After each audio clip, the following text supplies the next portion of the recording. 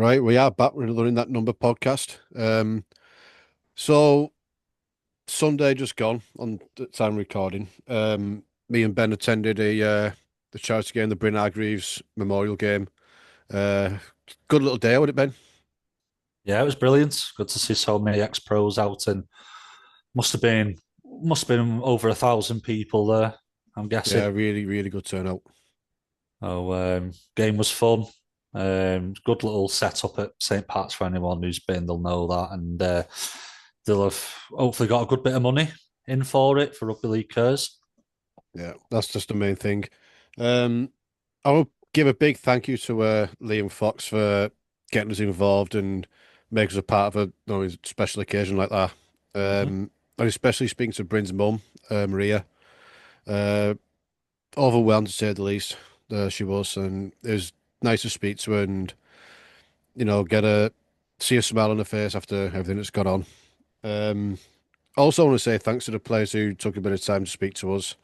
Yeah, Sean Long, Maury Fassavalu, Stu Fielding, Leon Price. So a big thank you to them. yeah, thank you. I think the biggest talking point from that game was Danny Brough. Danny Brough was try-harded. He's still got it though, hasn't Still in very good shape and still got a he? Yeah, step and zip and pace about him. Yeah, obviously. yeah, So he was a lot of them were not in shape or match fit. Obviously, it's old yeah. retired pros having a laugh. So, but it was quite fun to see him and Longy like barking out orders. It was like they just went straight back into Yeah. like the game ahead went straight back onto both of them. They were like they were trying really hard. Honestly, the Oh, competitiveness just yeah. doesn't go away, does it? I think if That's you it. play at that level, so it's quite fun It to see. it still baffles me how, as in no disrespect to any of the clubs he played for, but how Danny Brough never played for a top four club.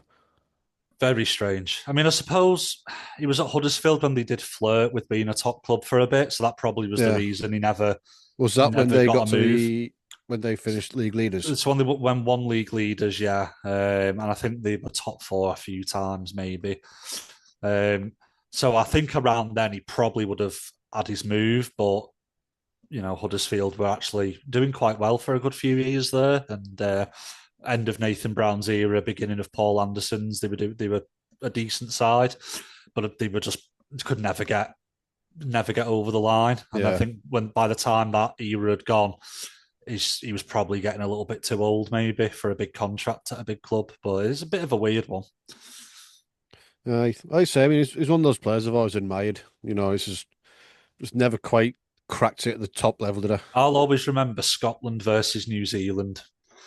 And I can't remember whether it was Oh, I think it was a World Cup game, possibly, or maybe it was a friendly. I can't quite remember. But Scotland drew. Scotland got a draw with New Zealand. And Danny Brough was absolutely incredible for Scotland. And they should have won. I think they were a missed goal kick away from actually winning the game as well, yeah, Scotland. It was like an incredible. He had like a few, few Aussies that played Super League, some reserve grade players from Australia, like a proper ragtag bunch of semi-pro and pro players, and they really took it to New Zealand. I remember Danny Brough was absolutely incredible. It was a type of game he loved. The pitch was awful. The weather was terrible. The New Zealanders didn't want anything to do with the horrible British weather, yeah, and Danny Brough rolled his sleeves up, and I remember it absolutely incredible that game. So yeah, it's a shame he didn't win a lot in his career. I yeah. think. I mean, was he at Hull FC for their Challenge Cup win? I think he was there for I that. don't know. Do you know what? I'm gonna have to look into that. And I know he won a championship trophy, I believe, as well. But crazy that he hasn't, got more in his trophy cabinet, really. Yeah, like I say, he was always a talented and gifted player, but just never. Oh, yeah, he did win a Challenge Cup 2005, Yeah. and he won a Man of So Steel. I forgot about that. so that'll be why as well, I suppose, because Hull FC were a top club for a bit, So and so were that was Huddersfield. his So first year at Hull. Yeah, yeah. Um, but it was great to see all sorts of different. You can. It was quite funny seeing some of the pros who have kept up the gym workouts in retirement, and the others who have enjoyed the retirement. yeah, Um, was quite fun to see. Um, it was especially a fun, very fun part was Mari Fasivalu breaking the line at one point. Yeah, even though it's touch. And trying his best to to go the rest of the pitch, which Yeah, I don't think Maori in his pomp could have done that, to be honest. So, that's the thing. He's just there having a bit of a laugh. And also, I want to shout out rugbyleagueproject.org because that's where we get our stats from. yes, I mean, I love Rugby League Project because the state of Yeah, stats in British Rugby League is awful. You pretty much won't get anything official before. Super League used to have official stats for every season, and for some reason, only known to Super League and the RFL, when here they we go again. RFL. when they launched a new website a few years ago, they got rid of all the stats like pre 2000 and like 9 10. So Rugby League Projects is the only thing you get anywhere before Yeah. 2010, any sort of stats, I and mean, they're you've got very detailed, Wikipedia, but whether you trust that or very not is up to you. and there's loads of gaps in Wikipedia for a lot Yeah. of teams and players as well. So yeah, Rugby League Projects are great. Still annoys me how awful we are with stats, considering how much they dominate sports in every other major sport. They're kind of like a just half-assed attempt at recording them in the British game. So it's good thing somebody's out there doing the work. Yeah. They deserve some sort of funding to keep it going, in my opinion. So whoever's running that, we need to find out. We'll big shout out to them. Super League don't Uh, even record post-contact meters, by the way. It still baffles well, me. Super League can stuff themselves, can't they? Half-assed. So speaking of improvements, how much better is our PR at the minute? Yeah, They're actually doing something right. really good kit launch. Yeah. Really, really good. Obviously delayed by a worldwide internet outage. It only happened to us, can't it? Can't blame Saints for that one. Can't No, blame that's out Saints of for their that one. hands. Um, I love, yeah. Obviously, they've been. Both of us figured this out quite early on when they started putting graphics out with Yeah. like the '96 colours of the kit and the style. So it's not a big secret. We knew it was going to be a '96 kit for a while. Loved the video. In the middle, Tommy Martin behind the bar at the Cricks. In the cricketers, yeah. Um, a really good, proper iconic local pub. The newspaper that I like the Home and Bargains touch because that was the original name for Home Bargains Yeah. back in '96 when they launched. So that was quite cool. I didn't realize it was 96 when they launched. Yeah, I believe so. Yeah, I believe it was mid '90s. Someone might say, oh, it was Sure, '95, but you it's know what? fitting Screw it. it's fitting to have them as a Yeah. sponsor, isn't it? It's fitting So now. yeah, that was cool. Again, the Marge is chippy and all that. Oh, Margs. Yeah, really good, really cool, really cool. Yeah, Like, retro. I've always said, I think I've ranted about it on this podcast before. How retro is so big in football. You go yeah. to the Liverpool shop, the United shop. I think you could probably go to any Premier League club shop. They'll have an entire Everton section have got a lot of them in theirs. of new versions of old Yeah, shirts, and they're usually about 15, 20 quid cheaper than your full price one, so it's a bit more accessible for people to buy. And unless you go on eBay and someone's selling their old tatty one, which to be fair, I buy a lot of anyway. oh, But spent a it's a good fortune on eBay and vintage. it's a good way to get the old shirt out there again, Yeah, reproduce them. I really hope we take that plunge at some point and do that. I know there's probably something to do with the deal we have with O'Neill's, and I appreciate the logistics might not be easy. But for me, in that club shop, granted we're not as big as like Liverpool or Everton, sure, but we should have for me 3 or 4 alternate yeah. shirts that are like There's a as a big new. market for the nostalgia. What I'd have gone a little bit further, and I'd have got like along with the release of the new shirt, I'd have said, and here's the '97 shirt Yeah. exactly as it Well, they was, did, didn't just a they? new They version. did reissue a lot of them, but they were cheap. We've done it a couple of times, Yeah, and they were not good. They weren't exact replicas, which annoyed me. That I mean, exactly like the shirt looks. yeah. Because if you It was get like like, what there was a 91 to 93 home and away, then the yeah, 97 home. and obviously they've done this now, and we've done the Magic Weekend one, which is the colours the original 1800s Yeah, kit a couple of years ago. I think we should just always have though. We should always have stock in the shop yeah. of 3, 4, 5 newly designed old shirts. Do a fan poll. Which 5 shirts do you want to see back? Now, Do you know what? Right, I'm going to the the forum on Friday, I'm going to put that question in there. Mm. Are you going to take advantage of the retro thing Because and I add know more?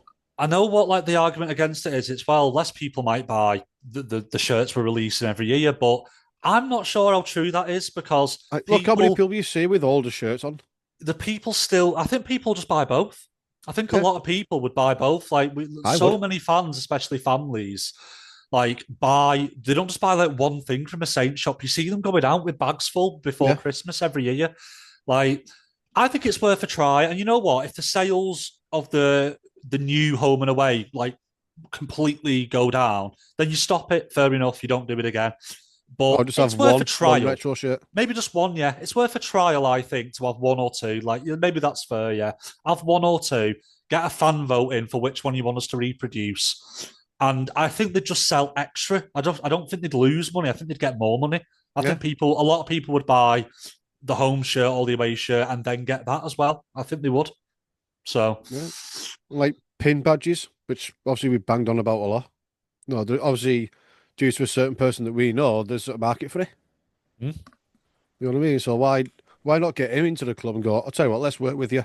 But yeah, the shirt, I love that, it's completely recreated, like the exact same style, but a Even that, bit more even the modernized. They've got badge. the actual proper town crest, Yeah. which I still think we should have all the time.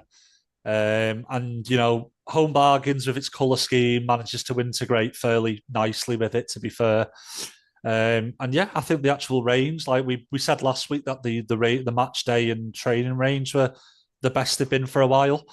Have you seen the Um, new ones released today?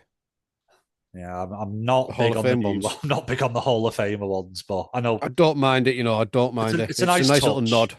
It's a Yeah, nice nod. it's a nice touch. So I'll But they've probably done end very up getting well. one of those. All Yeah. the graphics they've done, the links back to '96, the videos, the photos.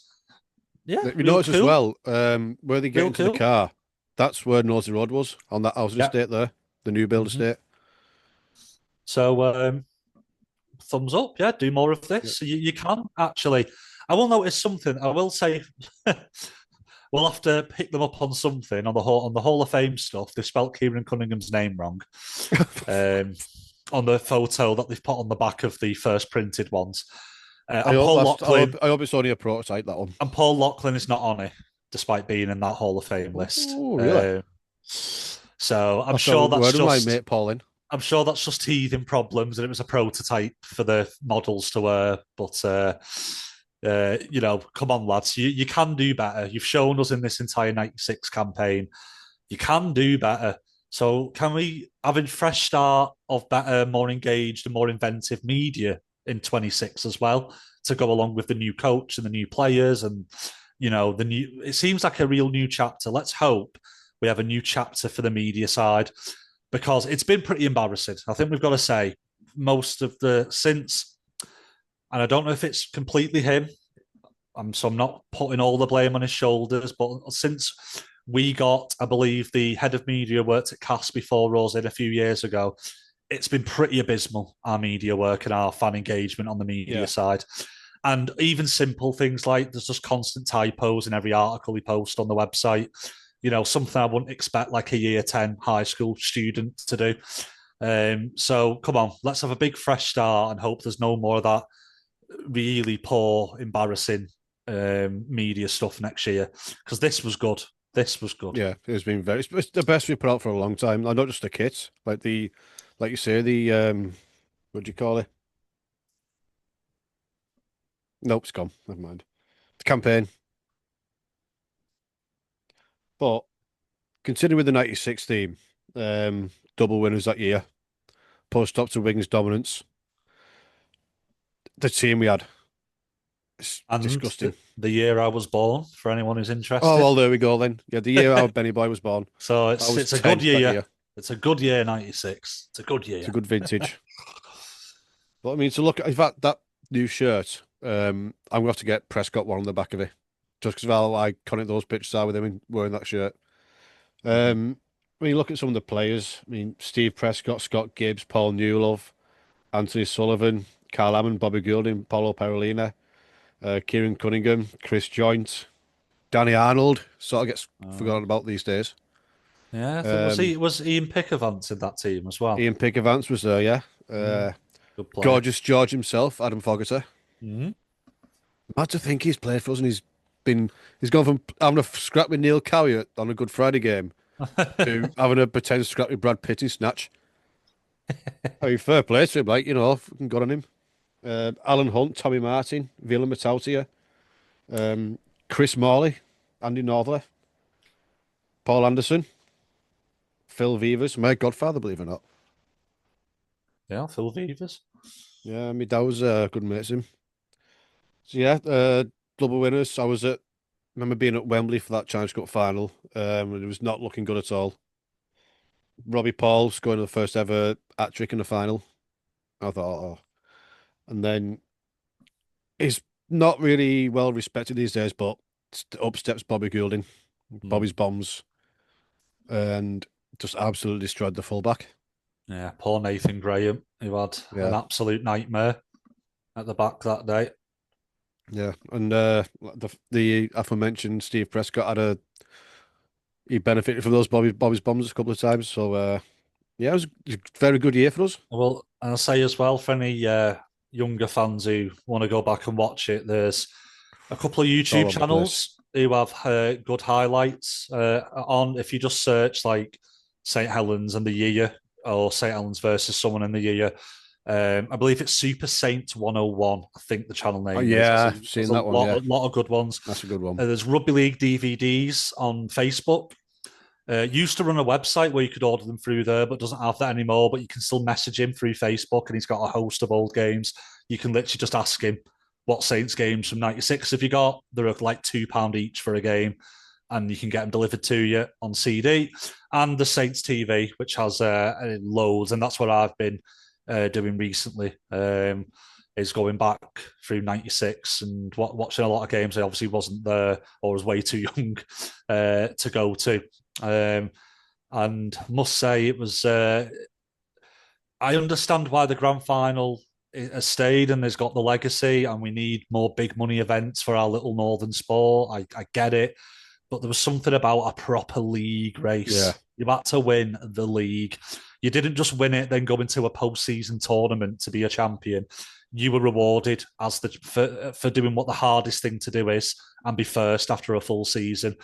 And there is a part of me which does wish we still had the first past the post and lifting it in your yeah, own ground, like, football teams get to do. I see both sides of the argument, but watching the last game against Warrington, which is a very fun absolutely game to dismantled watch. him. Yeah.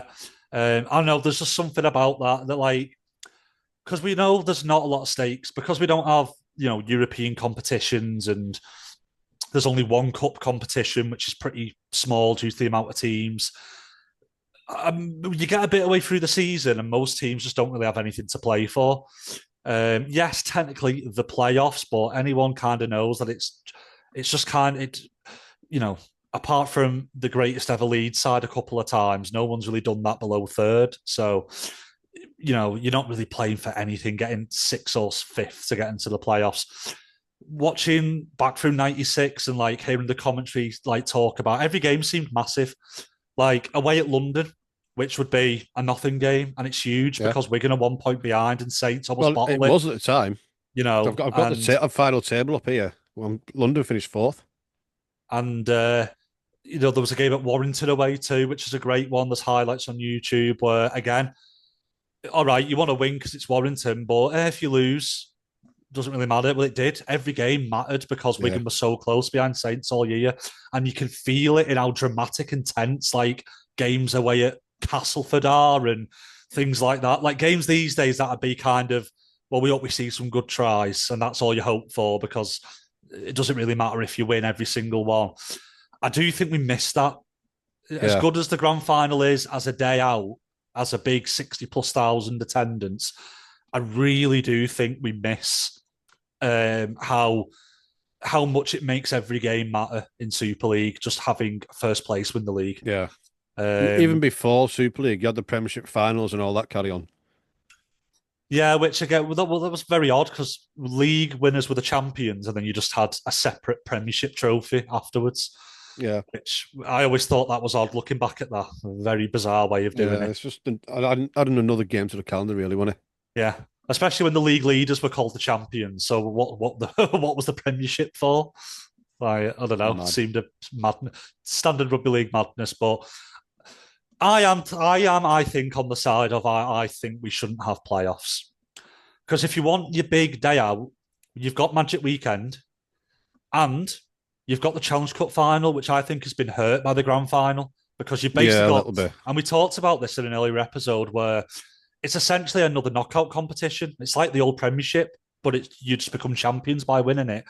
Having that means so much devalues the Challenge Cup, in my opinion, because the Challenge Cup has essentially become the League Cup, and the Super League playoffs are a mix of the Premier League and the FA Cup mixed into one now. So you've really devalued, I think. So I think we'd see much more bigger attendances and a much more healthier Challenge Cup if we didn't have playoffs.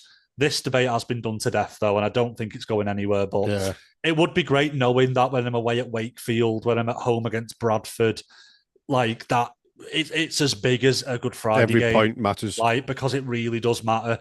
I just miss that. I'm jealous of people who got to see, the pre-playoff era when the league winners were the champions because it looked incredible that day at Nosey Road against Warrington in Yeah, '96. I'm sure I remember being there that day because I remember the trophy lift.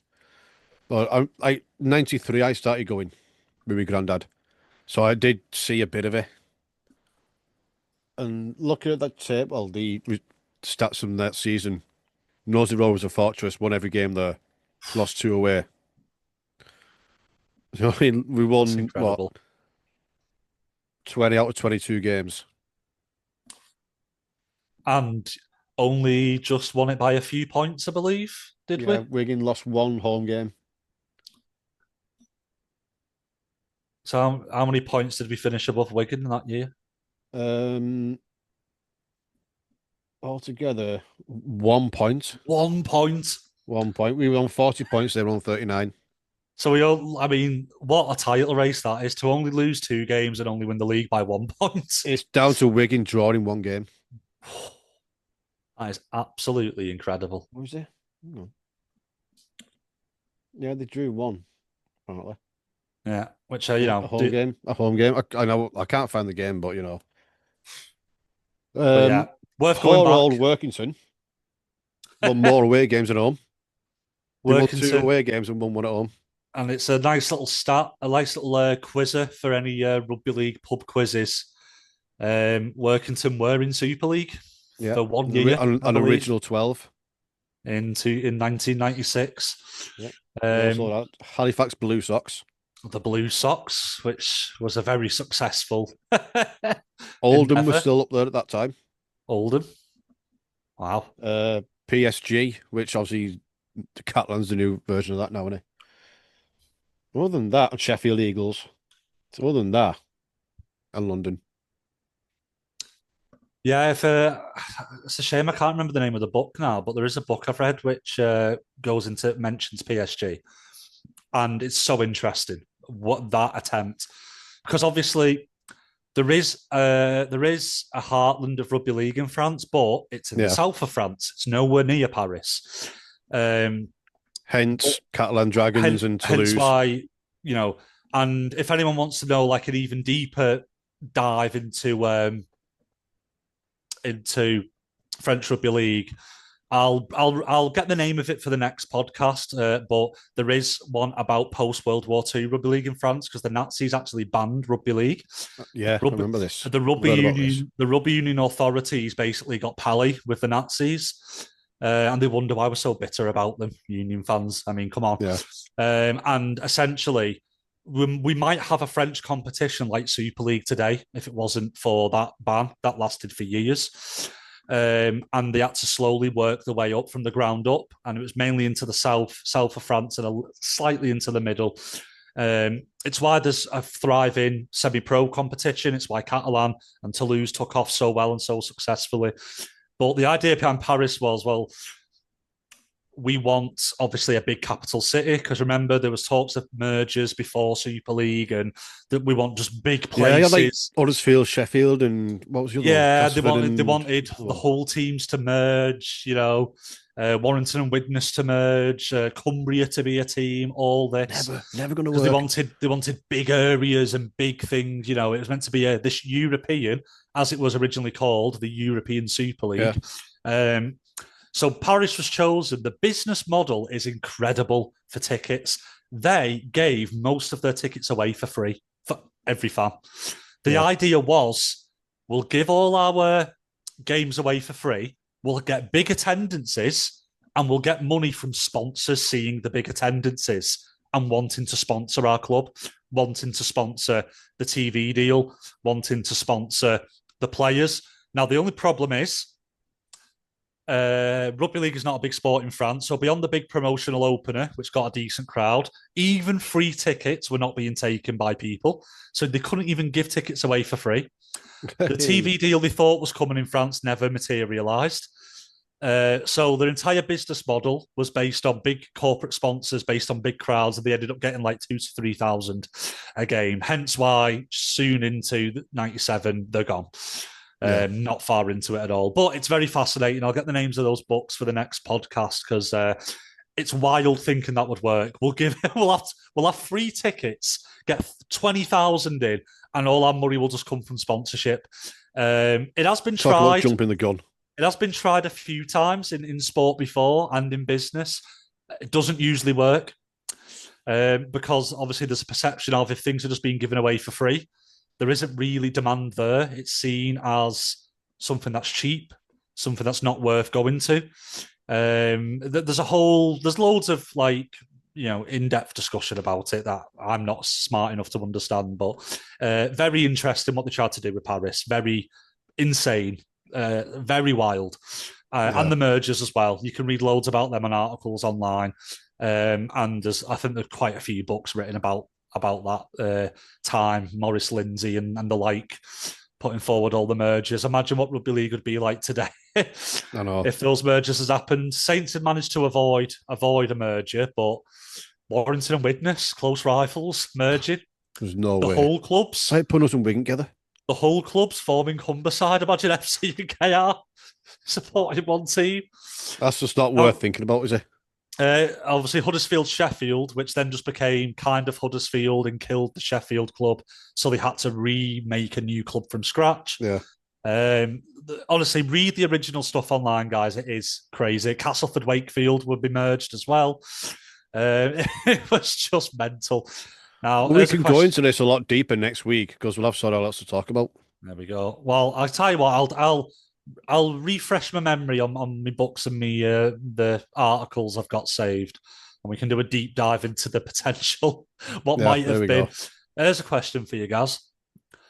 What is considered, and again, it's not a strict factual scientific answer, but what is generally considered the only successful merger in British sport? Sorry, British professional sport, I should say, Oh, because there has been a um, load of amateur mergers, yeah. but Oh, that's a good one. I'll give you a Oh, clue. The sport is football. merger. Mm. And it was actually a merger between two local rivals, which has lasted, I believe, oh God, is it around 20 odd years? Maybe a bit less now than that. Joe, I haven't got a clue, Ben. Tell you what, I'll You've give you got a me there. second clue. Scotland. Not the Dundee sides. No, Dundee's a bit still separate to this day. Oh, They're not a top tied, but they have been in the Scottish Premier League a fair amount. They're yeah. usually a yo-yo club that kind of goes up and down. Oh, not Hibernian. Not Hibernian. They're in No. Edinburgh Hearts. It is Inverness Caledonian Thistle Oh, Partick Thistle. because Inverness and Caledonia were two Oh, yeah. clubs. Where they were two local clubs who were lower league Scottish clubs, and after the merger, got to the Premier League. So Oh, fair enough. the only successful. And there is a really interesting YouTube video about that. If you type in Inverness Caledonian Thistle merger, a great old news report on it and the fans who tried to resist it. And very interesting because normally British sporting psyche, it just wouldn't work 99.9% Yeah, of the time because we're too tribalistic. We value honour, tradition, history, all those, grand things, and we feel it's all tarnished if you just throw clubs together and make new ones out of scratch. But it is the one time fans seem to have taken to it and it actually worked. I don't think it would have worked in Super League. no. I And think that, we'd have ladies and got, gentlemen, is how we won the quiz of the week. yeah, I think we would have had horrendous attendances and it would have Yeah. been scrapped after a year and all the old clubs brought back. But it would have been fascinating to see. Who knows? Aye. Well, we've got a bit of Saints news here. Aye. Saints women. Darcy Scott and Berry Salihi have left the club, or leaving the club. Yeah, I thought a bit surprising, to be fair. Now, obviously, um, it's not a full time professional gig for the women. It was only the other year that some of them started to get proper contracts, and they're not like full time or anything. So life just gets in the way sometimes, and I don't know for certain, but I've seen some rumors obviously that Berry is like still in education and just won't be able to Yeah, she's commit only to it. young. She's like, what, 20, isn't she? Yeah, so I'm not sure if that's true or if it's a new job, but best of luck to him. It's a shame. I thought Yeah, Berry was actually really coming along well because obviously, like I said, still young, still like getting better, and I actually thought she was really improving year on year. So, from a selfish fan point of view, it's a shame. And Stott, just a good player, a yeah, stalwart for the club in her time there. But that's the reality. Hopefully one day we can somehow get to a point. I don't. It's not close. We have to be realistic, but that people can do this full time, or at the very least, it can be like the championship where everyone has at least a contract, everyone in the team, and they all get a decent, at least semi-pro level contract. But yeah, it's a shame that we're still in the position where things like new jobs and moving and all things like that can stop people playing for the club. yeah, For representing the town. But yeah, best of luck to them. It's just a shame. Yeah, yeah. And also, the young academy girls who have gone to Australia, they've made it over there now. yeah. So hopefully, fingers crossed, we'll be able to catch up with them in the new year. Yes, hopefully. And Yeah, yeah, Caitlin and me are both over there, so you can follow the progress on Saints Instagram and their Instagram pages too. They're already putting up lovely photos of sunny Brisbane. yeah. Very not jealous at all. Don't worry, No, not not at all. jealous, not jealous in the slightest. But uh, incredible opportunity and stuff that can only improve them as players, and in the long run can only improve the standard. I think of the league as well. So hopefully we see more of this type of partnership with other clubs and more from Sorry, our club Ben. too. You mentioned the little cock-ups in the training wear. Yeah. So, post from Saints, 6 minutes ago, time recording. Apologies to fans looking to purchase our recent training wear release.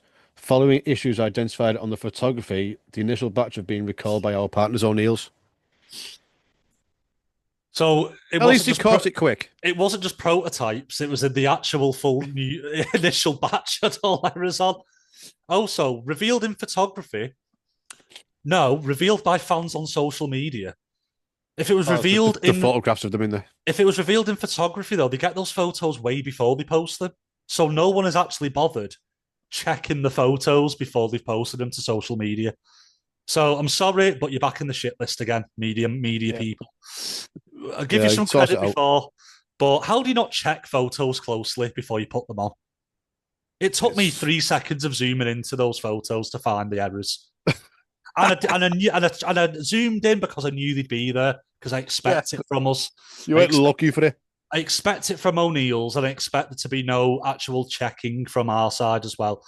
So I know it's not us, but we should pick that up before it's put on social media. Can help. Yeah, it's not difficult, is it? Like, I mean, O'Neill's in the first place shouldn't be doing that, obviously, and they are pretty poor overall. But Oh And they're well. quick enough posting about Gaelic football and whatnot Oh, because are they're you? Irish.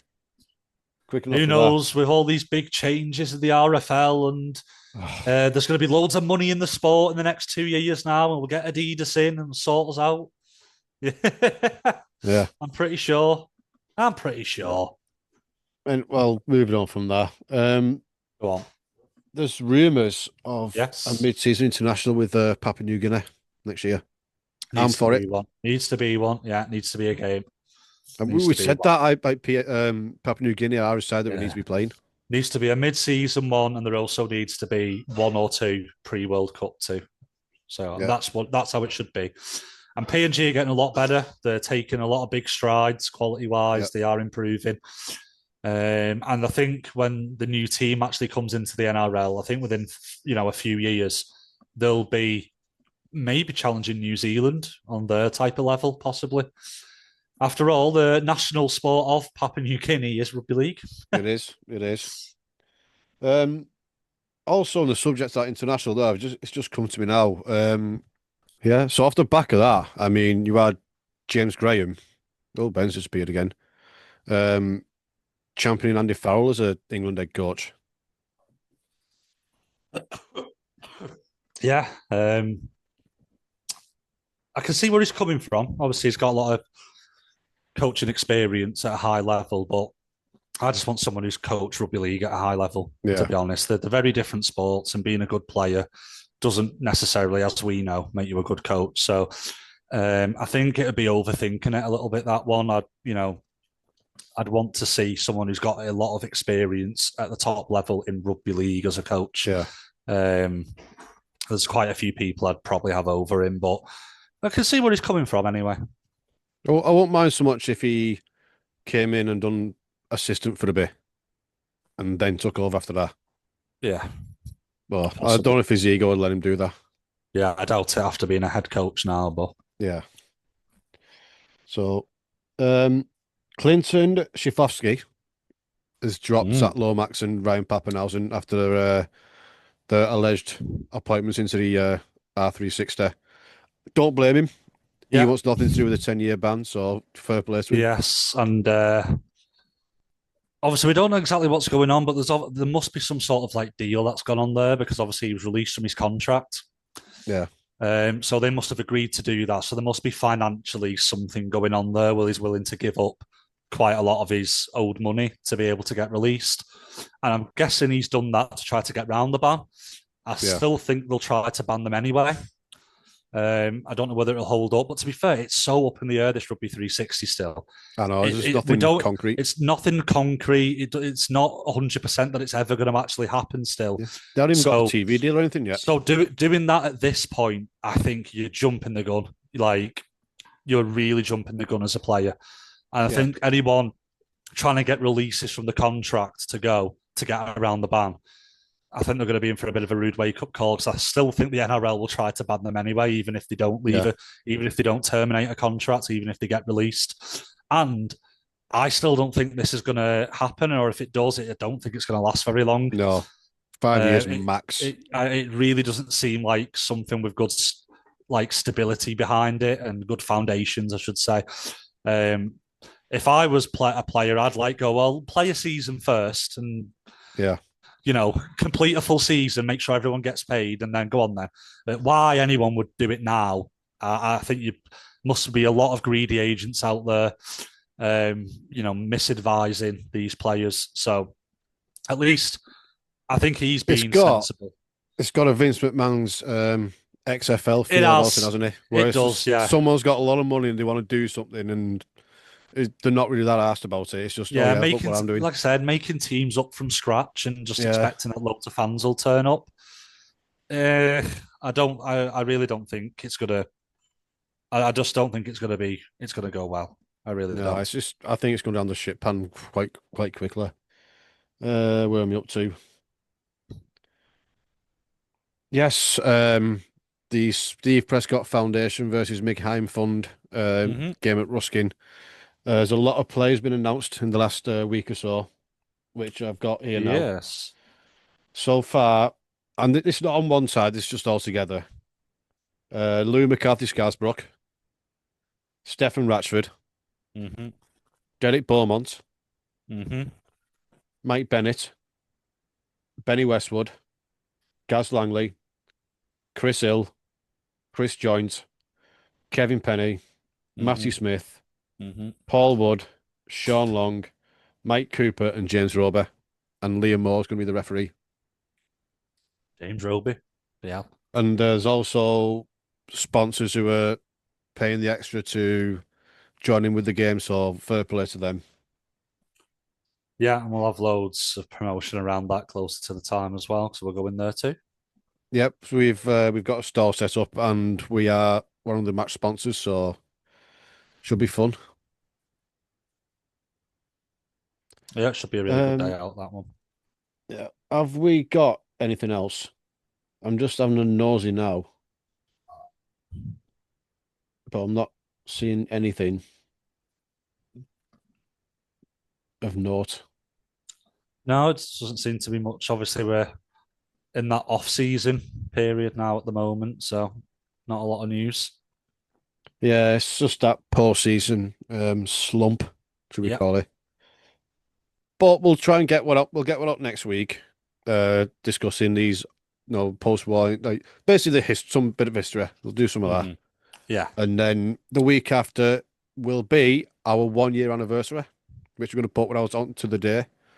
it So will. we'll get that done, and then we'll have a break over Christmas unless we get an interview sorted out or something like that. Yeah, Which there may be absolutely. some things in the pipeline. Yeah, trying our best. No, I like I say anything else, any news stuff, we'll just sling on the social medias and all that carry on. So yeah, we think pretty much covered everything we've got there, mate. So yeah, we'll be back next week and hopefully we'll have something sorted out soon. Yeah, All right. So thank you very much. And please, honestly, I don't really say this on the podcast, but we're on YouTube now as well. So mhm. subscribe. I mean, comment and all that carry on. Um, follow on Spotify as well. It all helps. And just help us out. We don't ask for much. We don't ask for anything. Yeah, exactly. Right. So we'll be back next week, and I might do a little recap on social media about the forum on Friday. See how that Yeah, goes. that'll be a So good I'll one. put Be a little video up interesting about one. yeah. I'll put a little video up about that. So yeah, thanks very much for all your support, everyone, and we'll see you next week.